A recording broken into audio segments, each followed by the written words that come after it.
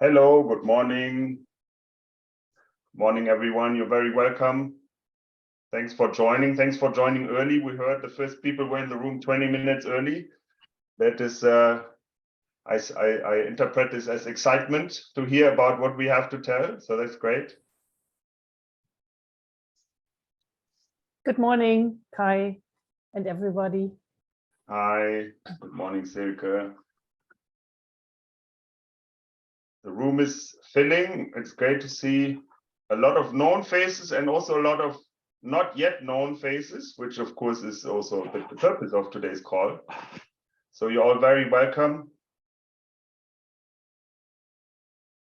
You will see there's a chat, obviously, so feel free to post any kind of questions or comments in the chat while we speak and while we introduce a little bit our two projects. Also, if there's any technical glitches, feel free to put your thoughts in the chat. We have two folks from the project team watching the chat and making sure that you feel comfortable here, and that we also address the questions.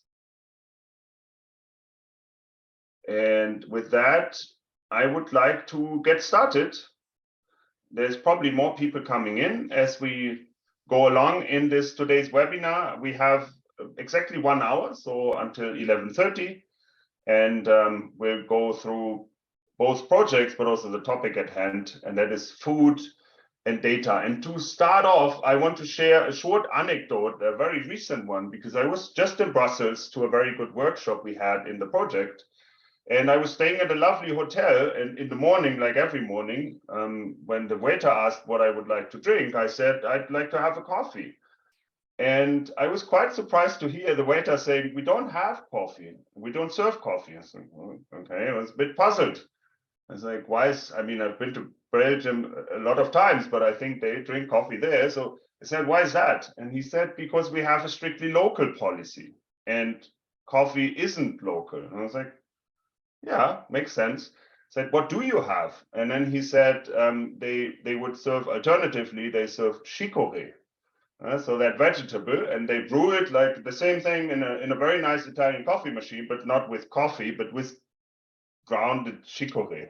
Now, why I'm telling this, because I actually reflected a little bit about this, and I was like, yeah, that's interesting, because there's three things that I took from this. There's of course more than just taste to food, right? There's a lot of other things you could consider. One is the environment, so that's the local policy.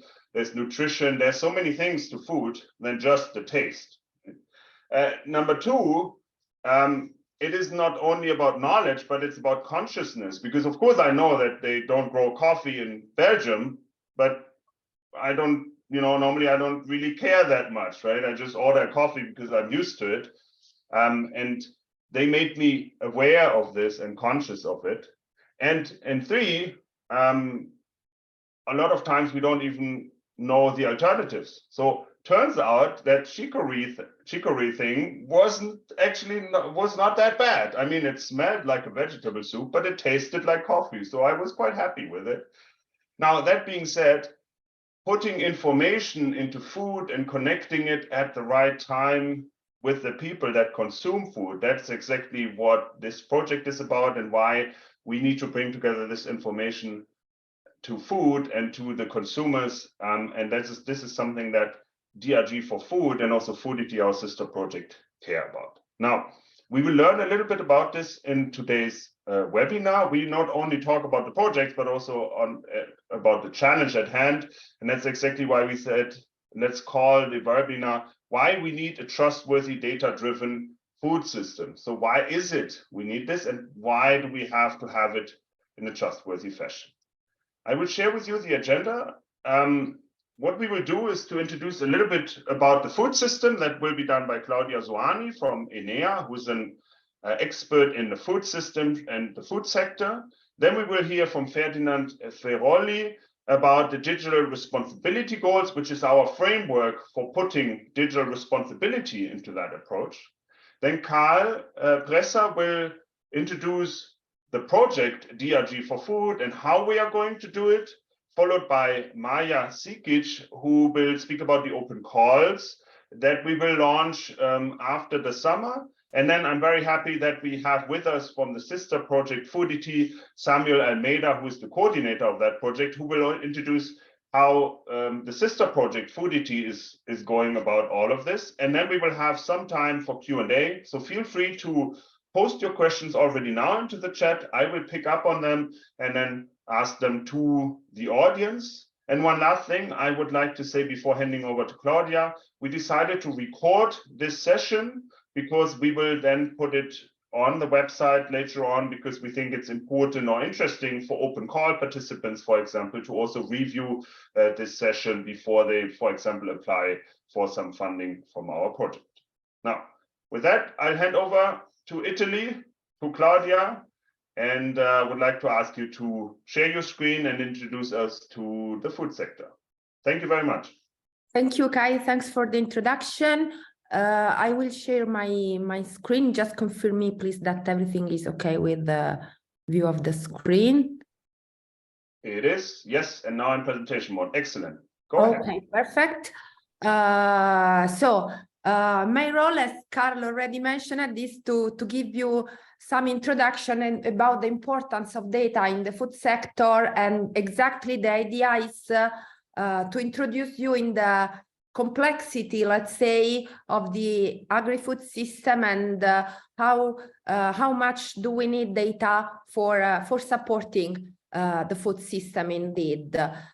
So the first aspect I would like to highlight is that when we think about food, now we think normally about food production and consumption, and so we think about four main concepts that are food security, food safety, food quality, and food authenticity. But there are a lot of other aspects that we have to take into consideration, like sustainability, that can be sustainability of production, but also sustainability of consumption.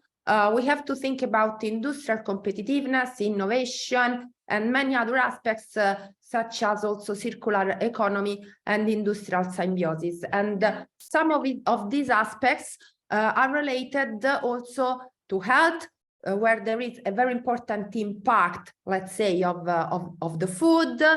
And all these topics involve a lot of different actors, such as the research system, the inspection and control system, ministries and local authorities, and consumers and citizens and producers.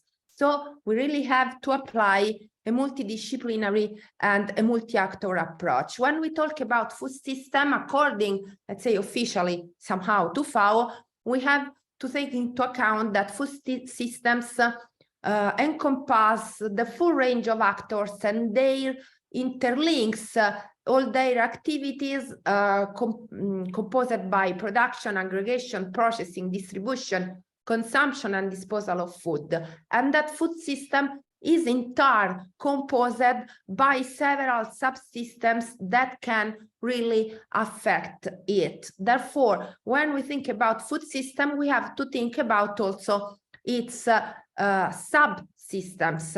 And so there are lots of topics and keywords that we have to take into account, starting from the food production chain, but also several aspects like security, safety, quality, food integrity, transparency, sustainability, resilience, sovereignty, agroecology, traceability, that all together concur to the let's say, success or the well-being of the agri-food system, the well-being, and so on. So all these topics represent really, we can say, challenges, because we have to improve and properly ensure all of them for the well-being of the citizens, for the society, for the economy, etc. And all of them are closely interlinked and interconnected. So for instance, food quality is interlinked with safety and authenticity, but also we have close interconnections between sustainability and resilience, and with sovereignty, security, and in turn, as a cascade, let's say, security and safety and quality impact human health also in the view of the risk assessment. And we have more and more to apply the One Health approach, considering in a whole human health along with environmental health and animal health. In all these topics, there is a very big importance of data, and starting from the food chain, we have to consider the strategic role of data and the importance to collect and integrate data in each step of the food production chain, because they can allow demonstration of good food quality and safety. They can allow the comparison between sites, technologies, environmental conditions, for instance, but also they support the improvement of nutritional and hygienic quality by applying an holistic approach and to perform appropriate risk assessment all along the production chain. So it is really important. Data play a key role if we consider their importance all along the supply chain. But also we have to think about the fact that food systems have multiple levels. Therefore, we do not have to consider data all along the single production chain, but also the interconnections that there can be among different food chains, so internally to the agri-food, as well as the interconnections with other systems like the economic sector, the touristic sector, health, environment, the society, and that these have implication at several levels.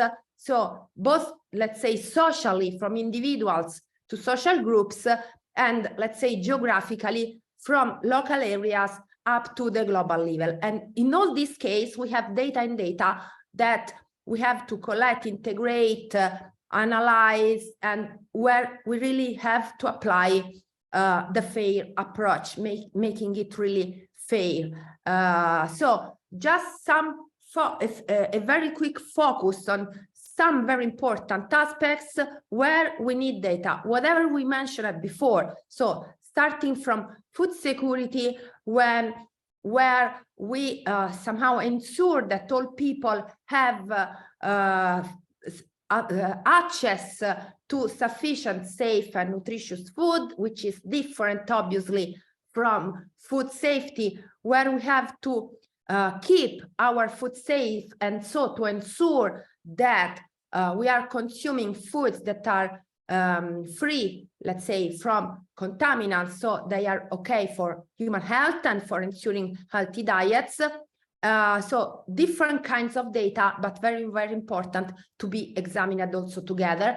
And also, when we talk about food quality, we have to think about the fact that food quality comprises a multidimensional concept. So here we have to verify and ensure and demonstrate also to consumers the absence of hazards, the lower content of contaminants to reduce risk, but also a higher content of nutrients or nutraceuticals, as well as the fulfillment of hedonistic aspects, better organoleptic properties, for instance, an increased shelf life of products, ease of use, and as well as composition adapted to particular dietary needs.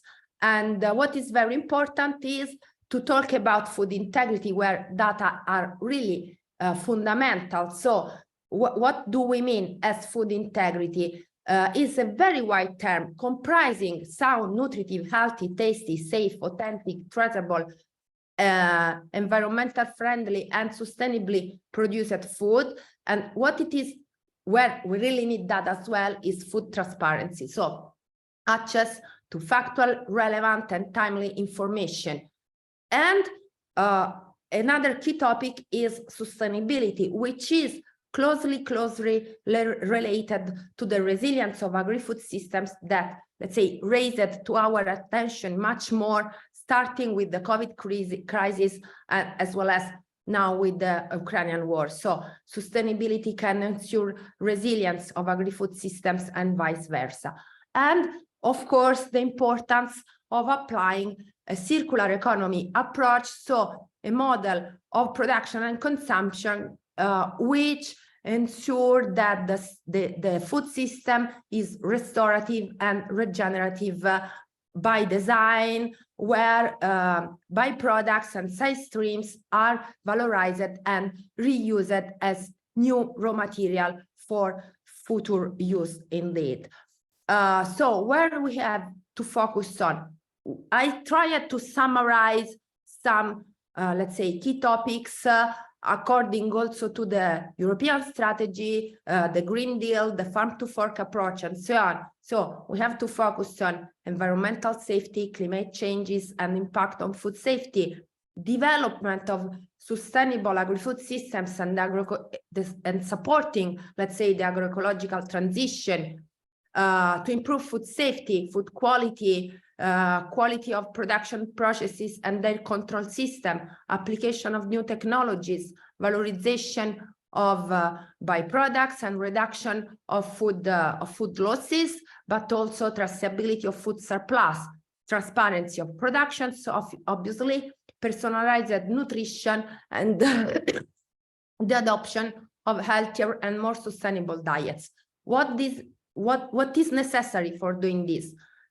It is necessary to have methods that allow us to collect reliable data. So, for instance, analytical methods and systems for early detection. We have to promote harmonization and standardization, but we really have also to promote digitalization of agri-industrial systems, handling of big data and the actual application of the FAIR approach, as well as the application of inter and transdisciplinarity approaches based on citizen sciences and co-creation. So our DRG4FOOD project is really focused in supporting all these aspects, looking at data, looking at the use of data, that data trustworthy, but also involving the whole community with this transdisciplinary and co-creation approach. I thank you for your attention. I'm available for any question, and I hope to have kept the time. Yes, yes. Excellent, Claudia. And I know this topic is so rich, and you are an absolute expert on this. So well, all your knowledge condensed into 10 minutes is a challenge, but you did very well. Thank you very much for this. Very interesting to hear about food, and you already made the transition to data.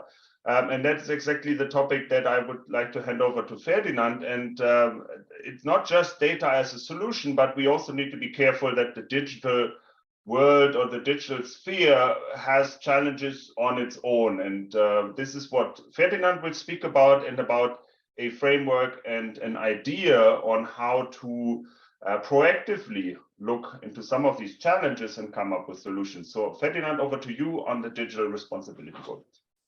Thanks very much, Kai. Thank you. I'm Ferdinand Verolli from Identity Valley. As Kai already said, we're providing basically the framework on how to make data-driven food system more responsible. Before we dive into the food part, let me give you some background about what we are bringing to the table here.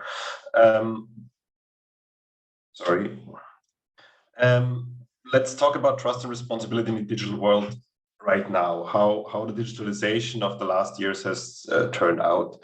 As an illustration, I like to talk about a thing that is called the privacy paradox.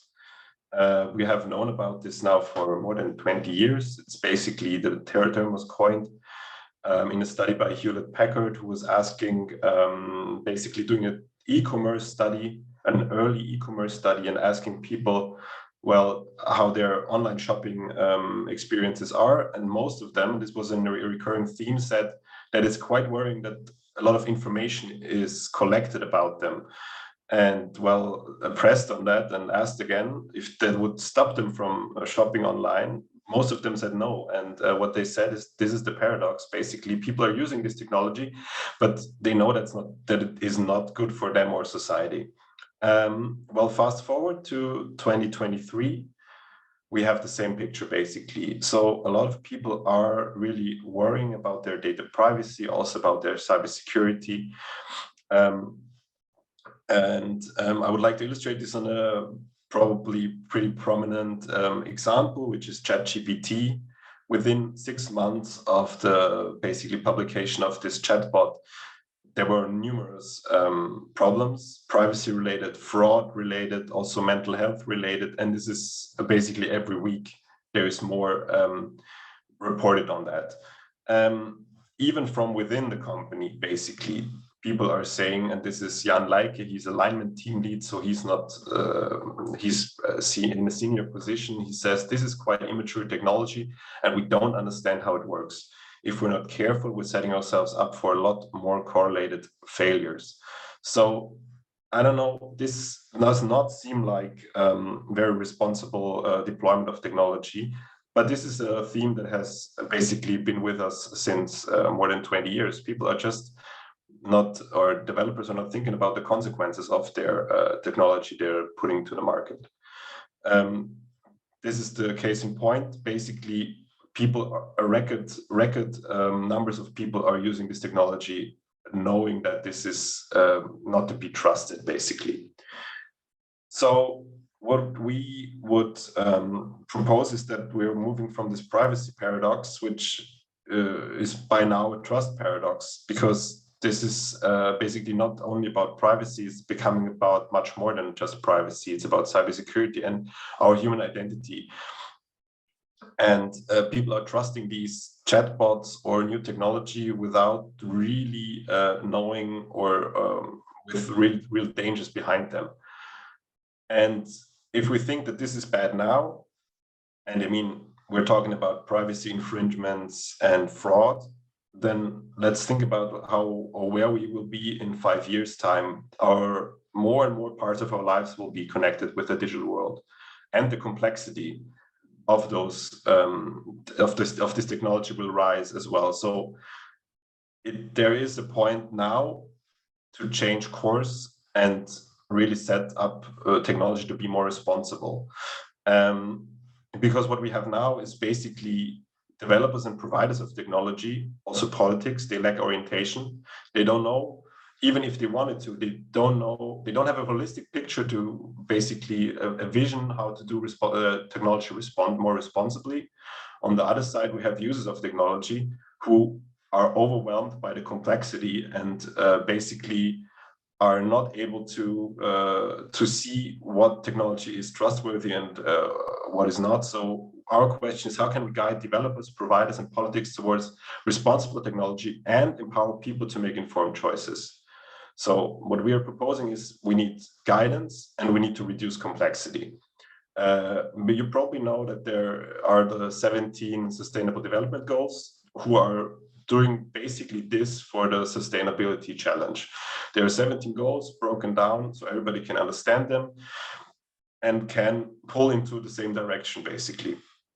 But there was nothing like this for the digital world. So we are proposing for the digital transformation the 7 digital responsibility goals, going from digital literacy as a precondition for even navigating the whole digital world to, in the end, basically the human identity and agency, which is at the core of our, or should remain the core of our lives. In the middle, you have the more technical goals, which is cybersecurity, privacy, trustworthy algorithms, transparency, and data fairness. So this is nice as a vision, but how do you implement that? And how do you measure that? So you can't measure trust or trust with technology per se, but what you can measure is responsible behavior. So we divided all of those goals into sub-criteria, guiding criteria that are clear actions that every developer, every organization can take to basically boost their digital responsibility and thereby instilling trust in their products or in their organizations. We have this for basically for every goal. And what that enables us is to basically tie those guiding criteria to concrete metrics that we can measure. And in the end, if we have measured all the goals basically and all the sub-criteria, we can get something like a score or a ranking out of that, creating a digital responsibility index. So this is just the whole idea. what we want to do now with DRG4FOOD is basically marrying these goals into the development of trustworthy, data-driven food system applications, or applications and tools. What we have to do for that is not an easy task, because there is not. So this is an emerging field, basically. So you think about nutritional apps and basically tracking apps that track where your food is coming from. This is just the beginning. We need to think a bit more about what is coming to us. So what we were trying to do now with the project at this point is really try to think, how can we implement those DRGs in the development process of new technology, but making it trustworthy from the beginning. And basically, this is also where I end now, just to give you a brief overview of all the technologies that are out there, that we want to basically build up trustworthy from the beginning. I hope this was clear. Thanks for your attention. And if there are any questions beyond this webinar, please feel free to contact me or Jutta Juliana, our CEO. Thanks. Thank you, Ferdinand. Thanks for this deep dive into not only digital topics, but also on responsibility in that space. Thanks a lot. That's right. With that, I'd like to continue and hand over from Austria, where Ferdinand is located, to Switzerland, to Karl, who will speak about the project DRG4FOOD and how we're now combining these topics and making it happen as a funded project to combine exactly this digital responsibility and the trustworthiness with food. So Karl, over to you.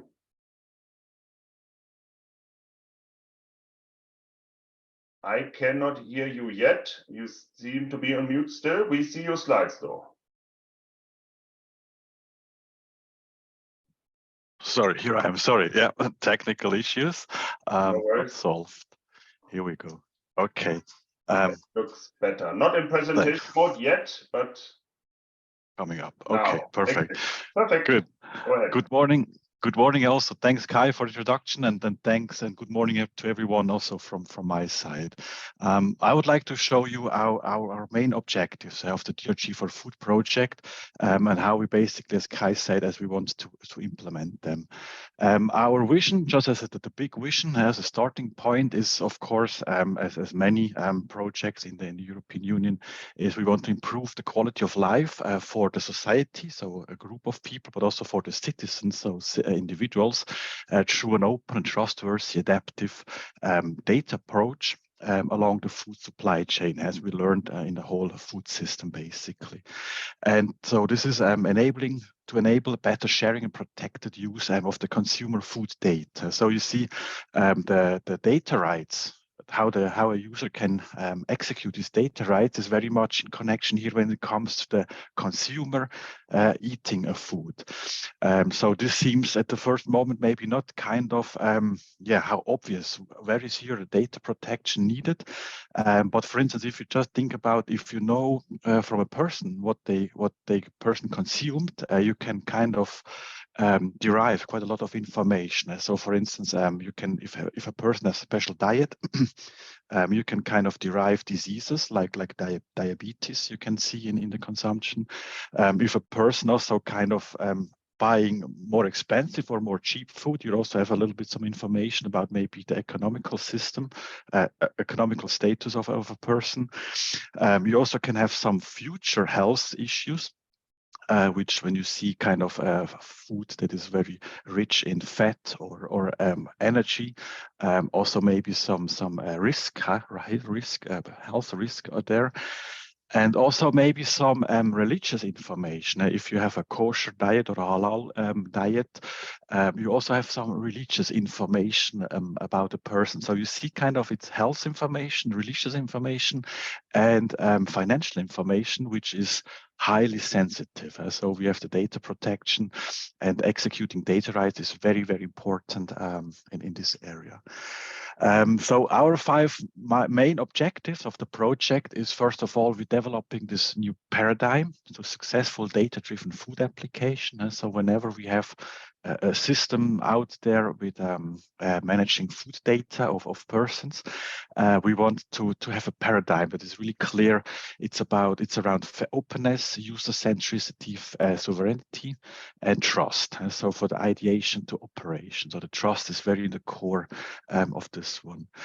We also want, the second objective is we want to develop a roadmap to this food system, so that we kind of have an analysis how it looks like and where we should go, and yeah, also for policymakers, if they want to push into this direction of fair and trustworthy data in food system, that they can also have a roadmap and can orient and say, okay, this is something we want to support, and also maybe support funding in there. The third point is here we have developing this centralized, human-centric as decentralized, sorry. So yeah, it's the system, the landscape is very decentralized. It's not a central place. This electronic food system, which is trustworthy, as mentioned several times, and also which is up to date with the baseline technologies. So we want to be sure that the up-to-date technology is used. I will show later a slide about this one. The fourth objective is we're going to demonstrate some new services and application in this area. So we not only can develop these guidelines, but also we will make some proof of concept to show, okay, how this can look like. And last but not least, that we're going to have about 10 third-party pilots through open calls, which Maya will later explain in more detail, that we're also, can fund here some prototypes and pilots in this area.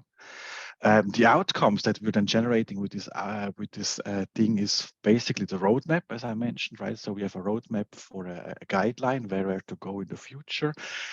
This technology enabler, we also call it kind of a toolbox that we want to have several technologies ready for usage. For instance, the decentralized identities, distributed ledger technology, blockchains, or Bitcoin, mostly known, right? So this encrypted, distributed, decentralized storage that we also can use these technologies there, and also this zero knowledge proof. So just a toolbox with a lot of things that can be used for DRG4FOOD. And the portfolio it's the open call solution that we're going to support 10 third-party solution in there. Then also one of the outcomes is an acceleration program, right? We want to accelerate things. So when people have a guideline and sustainability goals, this is acceleration. So you can quicker speed up starting with something and implement your ideas. So this is kind of a model here. The demonstrator and pilots, as I mentioned already. We will do, of course, publications. So this will be publicly available with all the ideas and the results and the outcomes of the project. And if you do such a project and such webinars like today, this is building a community, right? So we're spreading the idea, disseminate our ideas, and building a more or less a community around SMEs, academia, and innovators for this common developments and for the common futures. And with this, I'd like to thank you for your attention and hand back to Kai. Thank you very much, Carl. Thanks for the introduction to the entire project. You already mentioned the open calls. We want to deep dive a little bit on the open calls. I see there was also a question on the open calls already in the chat, and that was who we are looking for the open call solution. I think, Maya, you will touch upon that. So let's fly all the way to Serbia, to Maya, where Maya is based with Innocence. And Maya, please tell us a little bit about the open calls that, as Carl introduced, are a core part of our project. Thank you, Kai, and thank you, Carl, for the introduction.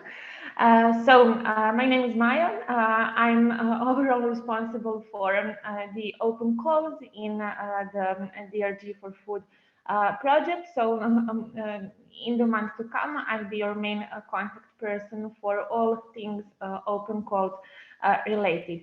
The idea for today is to only briefly introduce you to the concept behind our first open call, to provide you an overview of who are we looking for, what kind of solutions we'll be supporting, and a brief info about our roadmap for the following months. Of course, more information about the open call will be known during summer, September, to be more precise.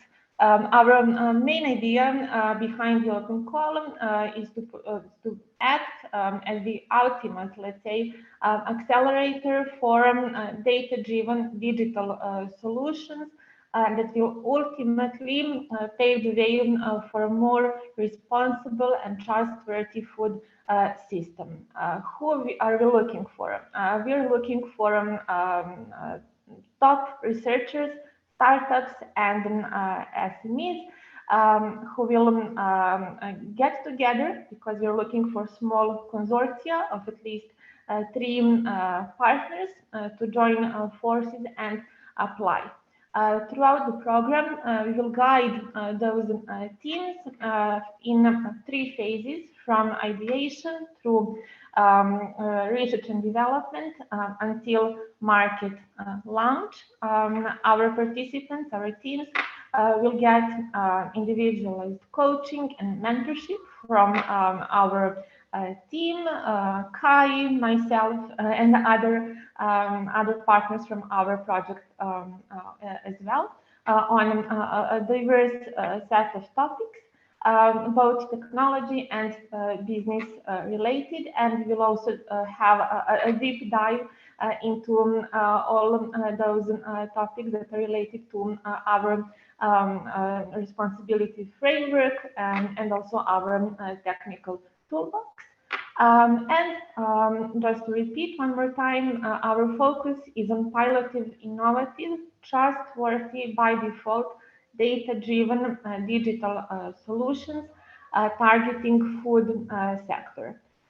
In total, we will have 2 open calls. The first one is starting in October, on the 1st of October, and the second one is planned for spring next year. In total, we will distribute almost 2 million equity-free funding to our teams, where the maximum budget per pilot is 300,000 euros. We expect 6 to 10 pilots to be funded through the open calls. Of course, the number of funded projects will depend on the budget that will be asked by different sub-projects. Once again, who are we looking for? We are looking for a small consortium of at least 3 partners to apply. Specifically, we are looking for technology providers, primarily researchers and tech startups with a strong scientific background.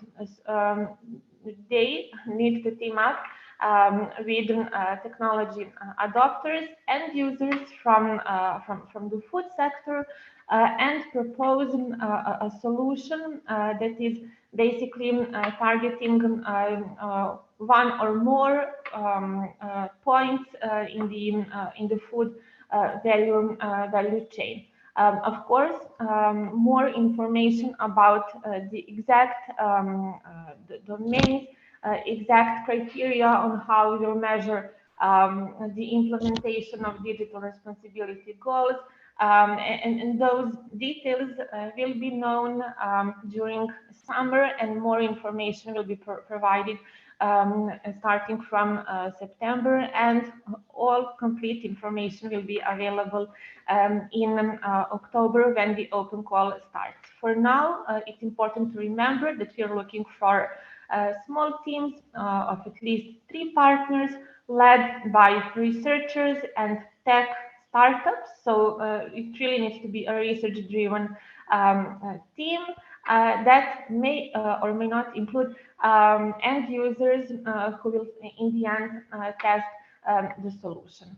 Once again, the budget for each, let's say, experiment or project may vary from 150 to 300,000 euros. I will not go deep into the exact evaluation and selection criteria, but it would be sufficient to say that we will measure the technology readiness level. We will ask you questions about your go-to-market activities, and of course, there will be a dedicated section where you will need to explain how you will embed digital responsibility goals into your solution. But please do not worry. All those things that we discussed a bit before will be provided into really very detail once the open call starts, and you will have full support from our team if you need some further qualifications or you need some tech clarifications or further guidance on how best to make use of either our technological offering or or how to embed our digital responsibility goals. Once your project is selected, you enter a full immersive acceleration experience combining off-site and on-site sessions. In addition to funding, you will also have access to an open source suite of tools. You will also be able to contribute to our technology stack, so it's a two-way direction. Of course, you receive tailored coaching. Each team will be assigned with a dedicated coach. We will help you to set, once the program starts, to set your own goals, to keep track of them, especially with respect to measuring the digital responsibility index, but also all other go-to-market related activities. We're also planning a set of networking events where you will get the chance to meet other teams, but also to make valuable connections in the industry in terms of potential customers, end users, and also investors. How does our planned timeline look like? The first column, yes? Just real quick, looking at the time and wanting to give Samuel also enough time. So if you... This is my last slide. Yeah, okay, excellent. Go ahead. So the open call is planned to launch in October. It will be open until the end of November. Then we enter a 3-month phase of evaluation, selection, and contracting, and then the pilot should start in March. Once again, all information will be available on our official website. Feel free to get in touch with me via LinkedIn as well, and we will make sure to provide you with all information you need in a timely manner, so that you have enough time to find partners and apply for our open call. Good luck.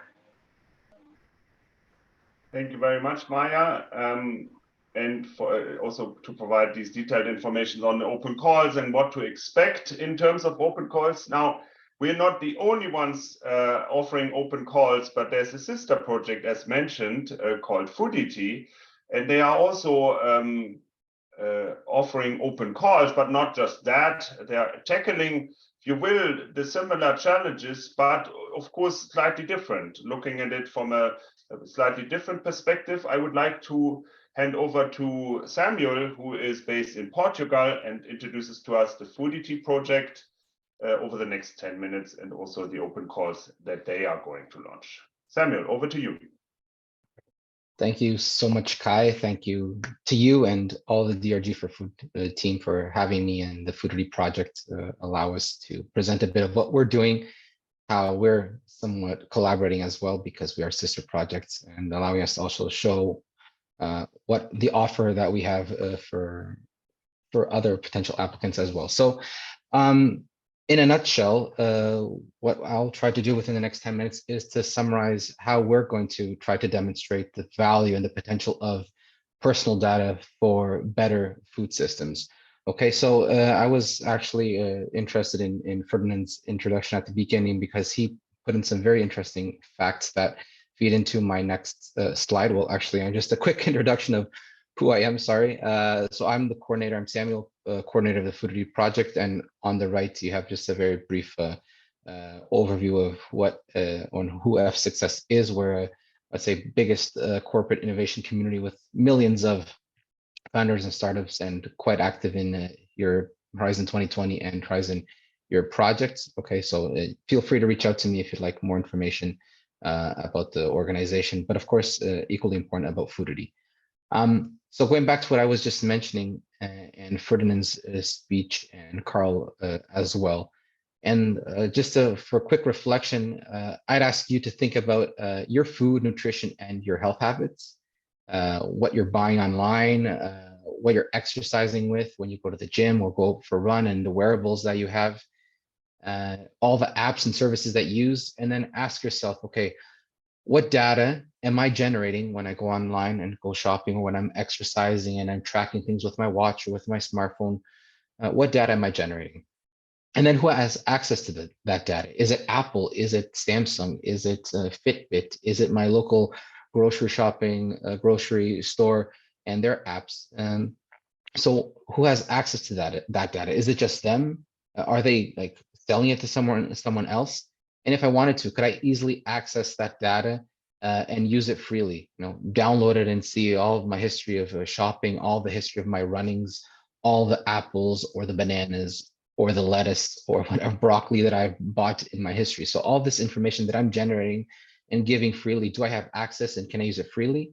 And if not, if I want to take it back, could I get that data removed? Definitely, because I don't want that data to be out there anymore. Okay, so have a think about that, not necessarily right now, but maybe when we end the meeting, and feeding into what Ferdinand mentioned at the beginning, like I'm giving away data, but I'm okay with that. That's some food for thoughts, and not pun intended there. Okay, so these are questions that drive FOODITY, okay, and the work that we're doing, and our vision, the mission for the project. And what we want is for people that have seen like a red flag when they've asked those questions to think about, okay, this is something serious. This is something that is important to me. And therefore we want to take that, those considerations, those concerns, and find ways to put people, to give people back control of their food and nutrition data. Okay, put that control back into their hands, to empower people to make decisions based on the data that they have, to make better, more healthier, environmentally conscious food choices. Okay, and then likewise, because this data that we're harvesting, that we're collecting, that we can use, that can be used in different contexts, and namely to develop better and more sustainable food and nutrition systems. And then going back to what I just mentioned at the beginning about the tools and the services that we use, which have many limitations in terms of how data is managed. We want to somehow show that there are other options to overcome these limitations, develop new tools and platforms that give better and more control over citizens' data, and full control. Sovereignty is the word that we use, and transferability of their personal data. Okay, these are, in a nutshell, our aims, what we want to do based on those questions that we can reflect upon. Okay, so what is our mission moving forward? It's essentially creating an ecosystem, not a huge one, but let's say starting the process of developing some digital solutions that in fact respect citizens' right to personal data sovereignty in Europe. Okay, personal data sovereignty being, as I mentioned, having full control, ownership, doing what you want with it. Okay, and how are we going to do that? This feeds back into what Kai mentioned at the beginning, and that is our own pilot development program. Okay, we're sister projects. We have somewhat similar objectives, or at least similar concerns, and therefore we run our own open call where we're going to build or expect to see solutions that address these needs that are based on challenges and topics that reflect on the research that we're doing within the project, but also extensive citizen participation activities. Okay, we have a roadmap of activities, including workshops and other types of interviews. We go down and we look specifically at the concerns, the needs of citizens, and how they feel about the control that they have over their data. What is missing? What can be better?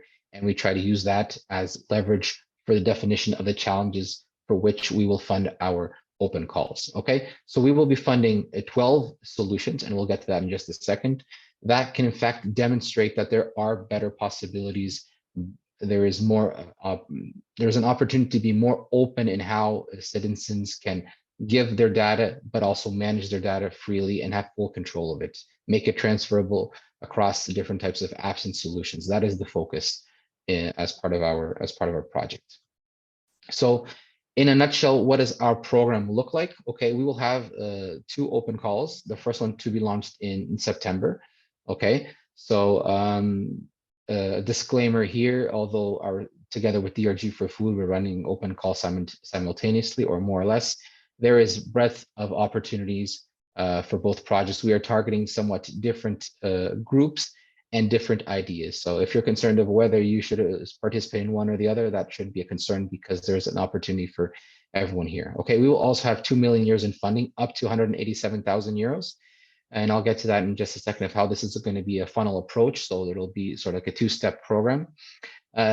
If you go through the full program, you'll be funded around for 12 months.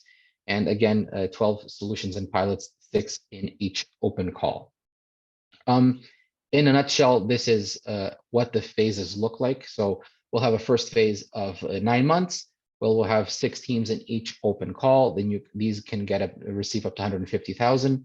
Then the top 3 projects in each open call can move on to an impact maximization phase.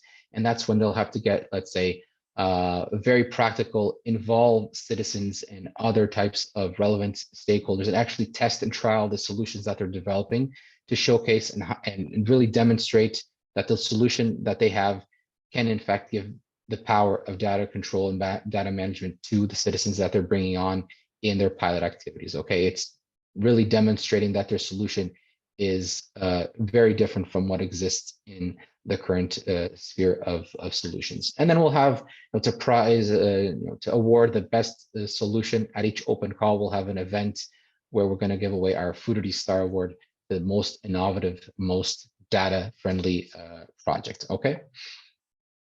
So who's this for? If you're asking, open to SMEs, startups, research and technology organizations, universities, social innovation actors, NGOs, citizens associations, and training organizations. Okay, more information will be available further down the road, but we will be requesting teams that have at least 2 or 3 of these different entities, so that they can in fact cover the full spectrum of types of partnerships, teams that we need to actually demonstrate the value of the solutions that we want to see come out of our open call. You'll also, those that participate in the program get financial support, of course, access to technology that includes components, data sets that have been developed in previous projects that we're leveraging in ours, very much related to nutrition, food solutions as well, okay? Expert mentoring, group coachings, technical training. So there's a whole bunch of, let's say, added value in participating in the program beyond the money that you receive, okay? And this is quite an important aspect as well. Okay, and just to wrap up, F-Success is not alone. Of course, we are a team of a team of 7 partners from different countries, and all committed to delivering great work. So just before I wrap up, let's say a call to action. If you're passionate about food, nutrition, food systems, and you value how your data is gathered and managed, then there are plenty of opportunities to join the project, to participate in many activities that we have. Okay, and that will in fact make a difference for us. And now, really last slide, it's just our second call to action. We're encouraging you to embrace that challenge. If you're in a startup or an SME or someone just interested in the topic, join the program and develop the solutions that in fact deliver back data sovereignty to citizens across Europe and encourage, of course, and contribute to better and more sustainable food systems. So I apologize for rushing, but hopefully the message got through. And again, I want to thank Kai and as a coordinator of DRG4FOOD for having us and allowing us to share a bit of what we're doing in FOODITY. Thank you so much, everyone. Excellent. Thank you, Samuel. And thanks for introducing the FOODITY project. So I would like to ask all speakers back on stage by turning on the camera again, because we have some 5 minutes. I'm conscious of the time, so we used a little bit more time to introduce the projects and the topics behind, but we also used the time well, I think, to answer some of the questions already in the chat, especially Maya. Thank you for that.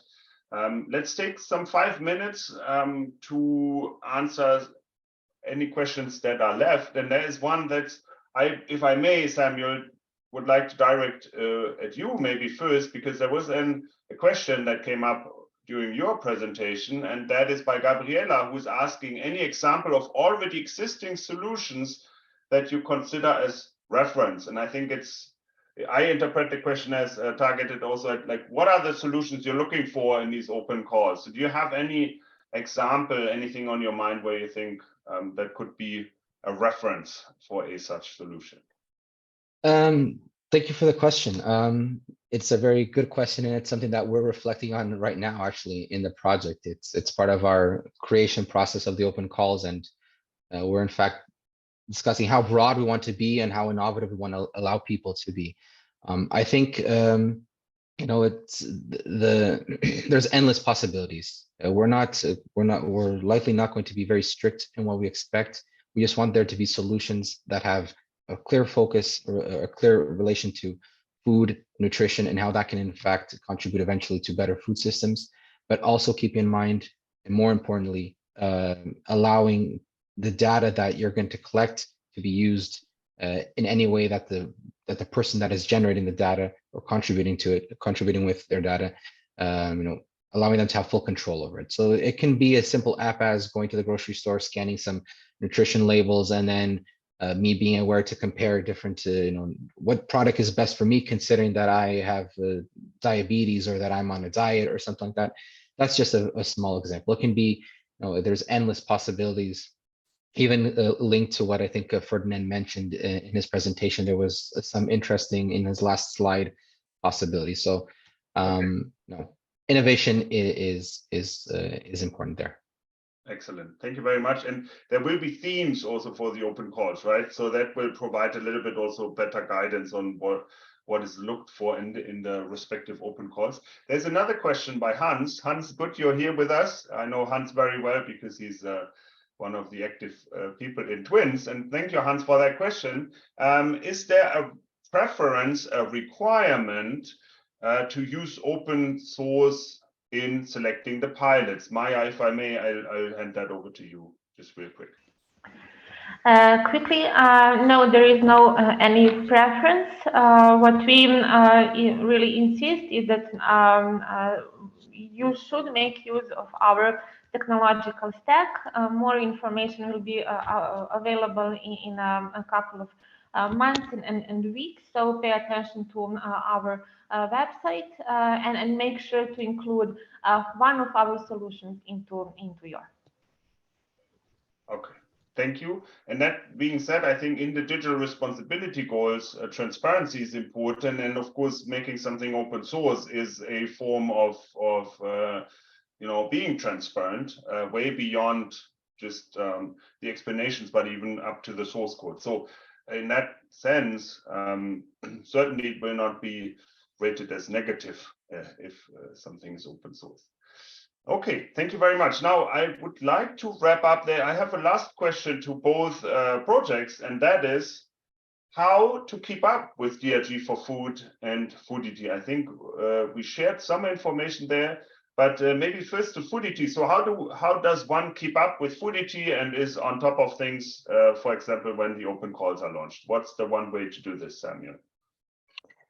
Well, if I can quickly share back my slide, I will. You can follow us at on our social media, and then we have a website, foodity.eu, and then my email is on top if you want to reach out to me directly. So I think for those that are following one or the other project, I'm sure we'll be exchanging a lot of emails. So there's no information that you'll likely miss. So these are, let's say, this is where you can reach us or reach me, reach anyone from the project. Perfect.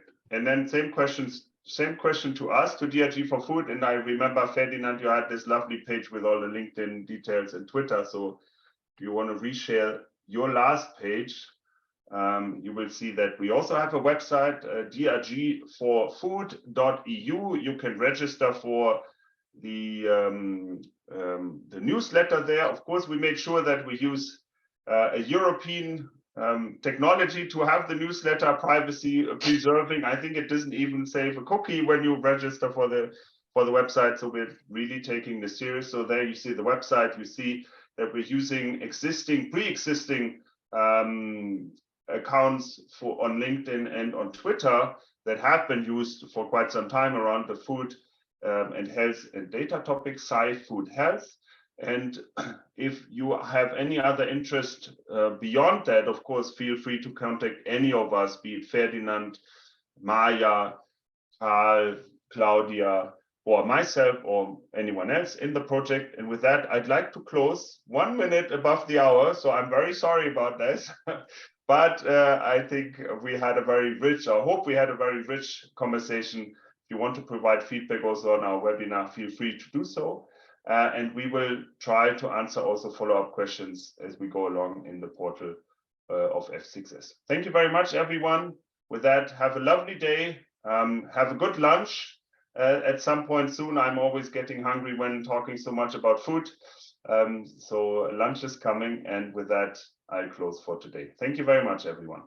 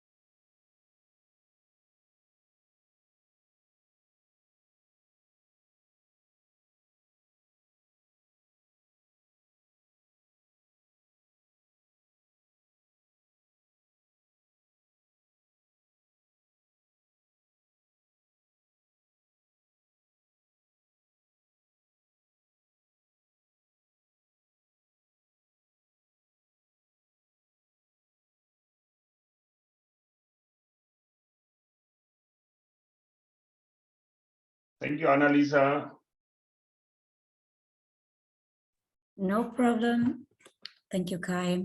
I see there are still some people in the call. They can't get enough of us. That's good. That's a good sign. Or they just left the computer on. Either way. No, I don't know if some of them have just joined, but in case the recording will be available in the website. So exactly. No worries if you want to go in and check it out. Good. Have a good day. You too. Thank you, Annalisa. Bye. Have a good day. Thanks. Bye, Maya. Bye, everyone.